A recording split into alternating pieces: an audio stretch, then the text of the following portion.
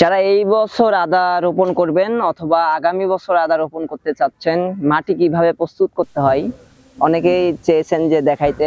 মাটিটা কিভাবে প্রস্তুত করবেন, প্রথমে যেটা হচ্ছে প্রতি বস্তাতে আপনি 20 থেকে 25 কেজি মাটি লাগবে, মানে মোট উপাদান লাগবে। সেখানে হচ্ছে মাটি আপনার 10 কেজি, গোবর সার, শুকনা গোবর সার যেটা সেটা দিবেন 8 কেজি, বালি দিবেন হচ্ছে 2 কেজি, ডুমার বালি দিলে খুব ভালো। আর আপনার হচ্ছে কাঠের গুঁড়া যদি পান, কাঠের গুঁড়া 1 কেজি, ছাই দিবেন 1.5 কেজি। এই হচ্ছে মোট আমাদের। জৈব সার যদি পারেন ভার্মি কম্পোস্ট হাফ কেজি অথবা 1 কেজি করে দিতে পারেন, না দিলেও প্রবলেম নাই যেহেতু আপনি গোবর সার দিচ্ছেন। আর রাসায়নিক সারের ক্ষেত্রে অল্প পরিমাণ প্রতিটা সারই দিতে হবে, যেমন বোরন 5 গ্রাম প্রতি বস্তার ক্ষেত্রে, টিএসপি 5 গ্রাম, আপনার পটাশ 5 গ্রাম, আর হচ্ছে দানাদার বিষ যেটা সেটা দিবেন হচ্ছে প্রতি বস্তায় 10 গ্রাম। এইভাবে আপনি হচ্ছে এরকম বস্তায় বা সিমেন্টের যে কোনো বস্তায় এইভাবে মাটিগুলা হচ্ছে আপনার 20 থেকে 25 কেজি দিলেন, দিয়ে আপনার বস্তাতে 3টা টুকরা করবেন। আমরা হচ্ছে আদাগুলা যেভাবে রোপণ করি সেটা হচ্ছে আমাদের হচ্ছে এরকম 3টা টুকরা নিব আমরা, আপনার হচ্ছে 40 থেকে 60 গ্রামের মতো। তো আমরা হচ্ছে বীজগুলা যাতে ছত্রাক মুক্ত হয়, জীবাণু মুক্ত থাকে, এই কারণে আমরা হচ্ছে শোধন করে নিই একটা ছত্রাকনাশক দিয়ে। এইভাবে শোধন করে আমরা বীজগুলো একটু শুকাই নিই, আপনি 1 মিনিট বা 2 মিনিট রেখে দিলেন।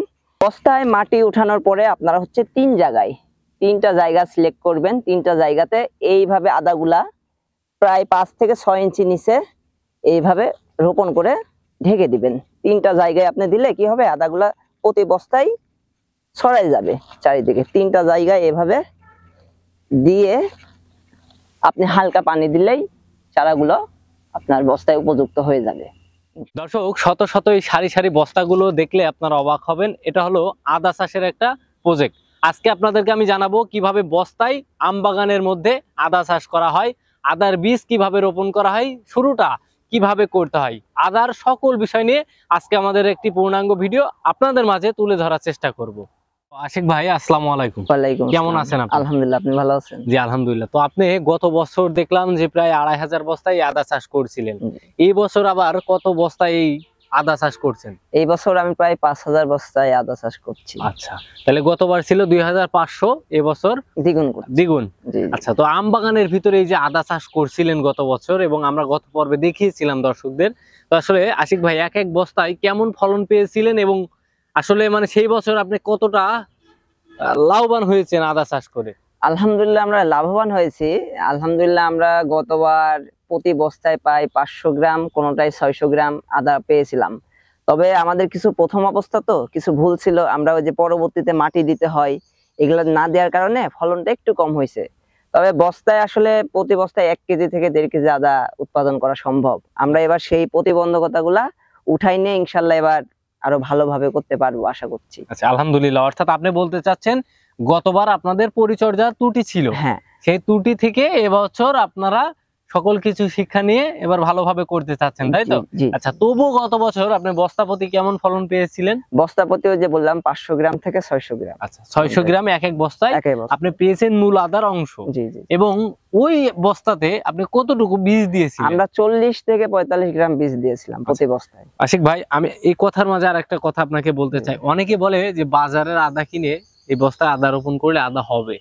আসলে আপনারা কি ধরনের আদা এই বাণিজ্যিক চাষ করছেন, আর অন্য এই যে বাজারে পাওয়া যায় যে বীজটা, এটা দুইটার ভিতরে আসলে কি ধরনের পার্থক্য থাকতে পারে, বা আসলে কেমন হবে সেটা একটু ক্লিয়ার করুন। অনেকে মনে করে যে বাজার থেকে কম দামে আদা কিনে রোপণ করবে। হ্যাঁ, কম দামে আদা কিনে আপনার গাছ হবে, বাট হচ্ছে আপনার ফলনটা হবে না। কারণ আমরা যে আদাগুলা বীজ হিসেবে বিক্রি করি বা বীজ হিসেবে আমরা রোপণ করি, সেইগুলো আমাদের প্রায় 12 মাস, 11 থেকে 12 মাস রাখতে হয়। মানে গাছে যখন মারা যায়, একদম শুকায় যায়, তখন আমরা উঠাই। আর বাজারের যে আদাগুলা আপনার অপরিপক্ক বা সামান্য পরিপক্ক হলে উঠাই ফেলে, এবং ওটা শোধন করা থাকে না, পরিপক্ক করা থাকে না।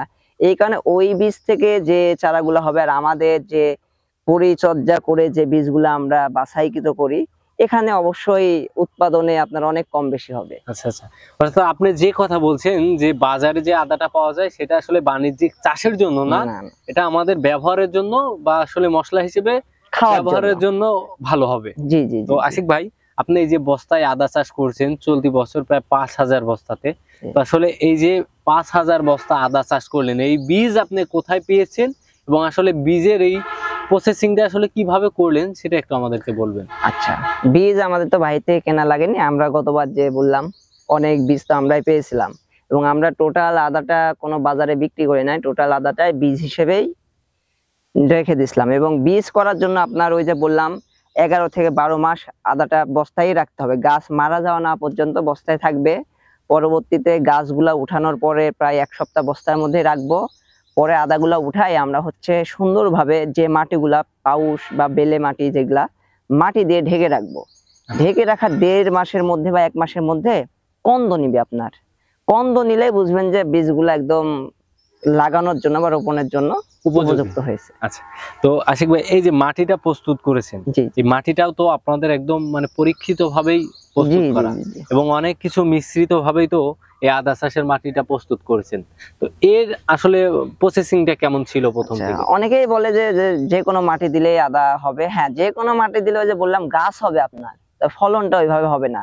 মাটি আপনার বস্তায় যেহেতু, এটা তো নিচ থেকে রস ওইভাবে নিতে পারবে না, আপনাকে এর খাদ্যটা বস্তার মধ্যে আগে থেকেই দিয়ে রাখতে হবে। আচ্ছা তো এই মাটিতে আমি আগে বলছিলাম যে মাটি যে পরিমাণ নেবেন পাউশ সেই পরিমাণ নিতে হবে, আপনার হচ্ছে বালি নিতে হবে, ইটের গুঁড়া যদি দিতে পারেন ভালো, এবং বিভিন্ন রকম পোকামাকড় যাতে আমাদের ফসল কেটে দিতে বা নষ্ট করতে না পারে, আমরা কিছু রাসায়নিক সারও প্রয়োগ করেছি আচ্ছা। মাটির মধ্যে। মানে এক অংশ থাকবেই। থাকবে। তো আশিক ভাই এই যে আম বাগানের ভিতরে ছায়াযুক্ত, অনেকের কাছে মানে আমাদের কাছে প্রশ্ন থাকে অনেকের, এবং অনেক উদ্যোক্তারা জানতে চায় যে আসলে ছায়াযুক্ত জায়গা বা আদলো ছায়া আদলো রোদ বা জি। আসলে একেবারে ছায়াযুক্ত, আসলে কোন জায়গাটা আপনাদের আদা চাষের জন্য একেবারে পারফেক্ট শতভাগ, এটা একটু ক্লিয়ার। আমরা যেটা গতবার করে যেটা বুঝতে পারছি যে মিনিমাম 70%, 60 থেকে 70% রোদ লাগবে আদা ভালো ফলন হওয়ার জন্য। একদম ছায়াতেও হবে না, আবার একদম রোদেও হবে না। তো যেখানে আধো আলো আধো ছায়া, 60 থেকে 70% রোদ আছে এবং 30% ছায়া আছে, এরকম জায়গায় আদার ফলনটা ভালো হবে। তো মাস চুক্তিতে আপনি বললেন যে 11 মাস প্রায় এই আদা চাষের জমিতে রাখতে হয় বা 11 মাস লেগে যায়, অর্থাৎ 1 বছর লেগে যায়। জি জি, না আপনি 10 মাসের মধ্যে উঠাতে পারবেন, আমি বলছি বীজ যদি করতে চান আচ্ছা, আদা। বীজের ক্ষেত্রে হ্যাঁ, তাহলে বীজের ক্ষেত্রে 11 মাস। 11 মাস, আচ্ছা, আর যদি বাণিজ্যিক ভাবে চাষ করে কেউ বিক্রি করতে চায় 9 আদাটা? থেকে 10 মাস। 10 মাস। আচ্ছা, তো কখন আসলে আদার এই বীজটা রোপণ করলে বা লাগানোর আসলে সময়টা কখন উপযুক্ত? এটা সবচেয়ে উপযুক্ত সময় হচ্ছে আপনার মার্চের 15 থেকে এপ্রিলের 15 তারিখ পর্যন্ত। আচ্ছা, এই 1 মাসের মধ্যে রোপণ করলে সবচেয়ে ভালো হয়। অর্থাৎ আপনি যে কথা বলছেন যে মার্চের 15 তারিখ, অর্থাৎ হ্যাঁ। মাস বরাবর থেকে এপ্রিলের 15 তারিখ পর্যন্ত যদি কেউ রোপণটা করে তাহলে জি, জি, ভালো হয়। ভালো হয়। আচ্ছা, এই সময়টা তো আপনার বৃষ্টিও থাকে না, জি জি আবার জি, শীতও থাকে না। শীতও থাকে না। আচ্ছা, তো আদা চাষের জমিতে পানি সেচের কেমন প্রয়োজন হয় বা আসলে এই বস্তাতে আপনার পানিগুলো কিভাবে দিচ্ছেন?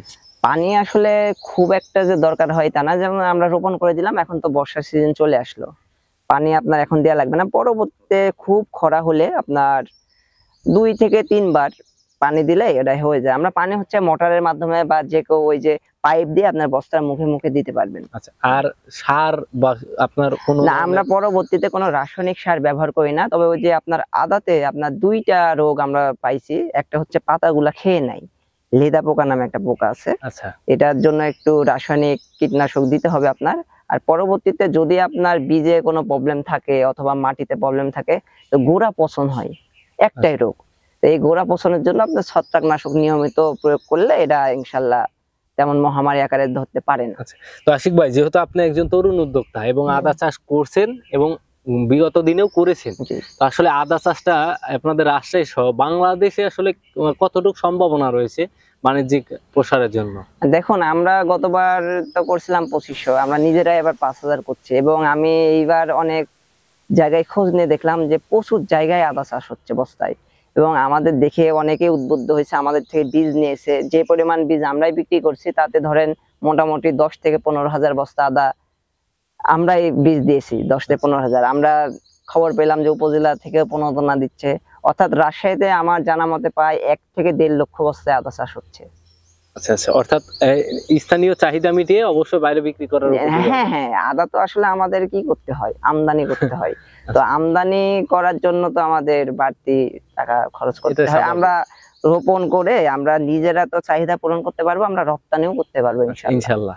তো আশিক ভাই আপনার আসলে কোনো বার্তা থাকবে কিনা, জানা নতুন এই আদা চাষ করছে এই বছর, তাদের জন্য, এবং যারা আসলে আদা চাষে আগ্রহী মানে আছে অনেকেই যে জি, জি। চাচ্ছে যে পরবর্তীতে আদা চাষ করবে, তাদের জন্য আপনার কোনো বার্তা থাকবে কিনা? আমি বলবো যে আদা চাষ আসলে পতিত জমি হলে, যেমন আম বাগান, আপনার লিচি বাগান, তারপরে আপনার মেহগনি বাগান, যেগুলা পরিত্যক্ত জমি, আপনি বস্তায় আদা চাষ করতে পারেন। এখানে একটা ভালো বেনিফিট আছে।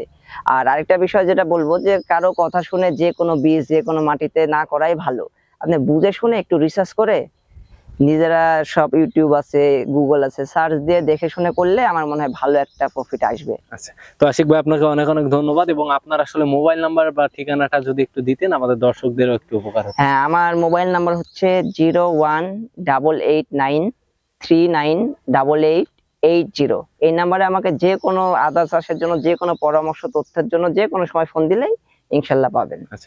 দর্শক, আসলে চলতি বছরে আমাদের বাংলাদেশের সকল জেলা উপজেলাতে আদা চাষটা অনেক বৃদ্ধি পেয়েছে। তো আদা চাষ যেমন লাভবান, তেমন কিন্তু ক্ষতির সম্মুখীনের সম্ভাবনাও অনেক। কারণ এই আদা চাষটা যদি মাটি ভালো করে প্রস্তুত না করেন, সঠিক মানের বীজ না পান, তাহলে অবশ্যই ক্ষতি তো স্বাভাবিক। তো আসলে এই বছর যারা আদা চাষ করছেন বা পরবর্তীতে যারা আদা চাষ করবেন, তাদেরকে আমার এই ভিডিওতে যে কথাগুলো নিয়ে আমরা আলোচনা করলাম, অবশ্যই জেনে বুঝে তারপর আদা চাষে আগ্রহী হবেন। তো সকলেই ভালো থাকেন, সুস্থ থাকেন। পরবর্তীতে এই ধরনের কৃষিভিত্তিক আবার ভিডিও নিয়ে আমি নয়ন থাকবো আপনাদের সাথে। আল্লাহ হাফেজ।